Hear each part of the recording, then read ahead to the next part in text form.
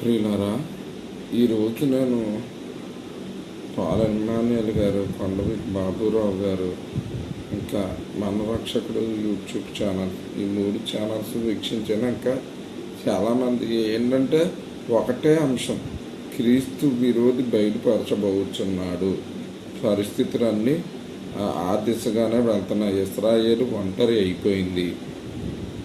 ఇదే జకర్య గ్రంథంలో చెప్పబడిన ప్రవచనం నెరవేరింది.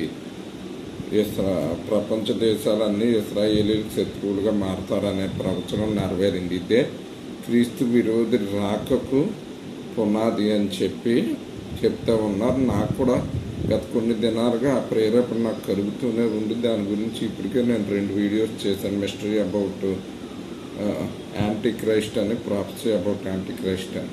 కావాలంటే అది కూడా చూడండి, మీకు అర్థమవుతుంది. ఏంటంటే ఒకటి, దీన్ని బట్టి నాకు ఇవన్నీ ఆలోచిస్తే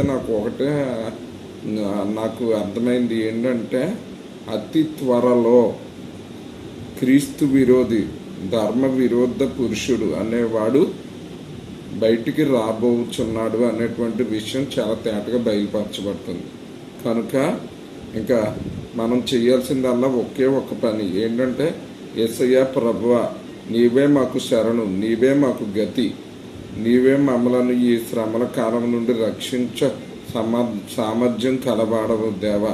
అందుకే మేము నీ పాదాలు పట్టుకుంటున్నాము, మమ్మల్ని రక్షించు, కాపాడు, విడిపించు, ఆ మహాశ్రమల నుండి మమ్మల్ని కాపాడు అని చెప్పి ప్రార్థించాలన్నమాట. అలా ప్రార్థించినట్లయితే ఆ దేవాది దేవుడు మనల్ని తప్పకుండా రక్షించి కాపాడతాడు, ఆ మహాశ్రమల్లో నుండి మనల్ని రక్షిస్తాడు. కనుక ఈ విషయాలు దయించాలని చెప్పి ఈ విషయాలను అంగీకరించి ఆ ప్రకారంగా నడుచుకోవాలని ప్రభువైన యేసు నామమున నేను మీకు తెలియజేస్తున్నాను.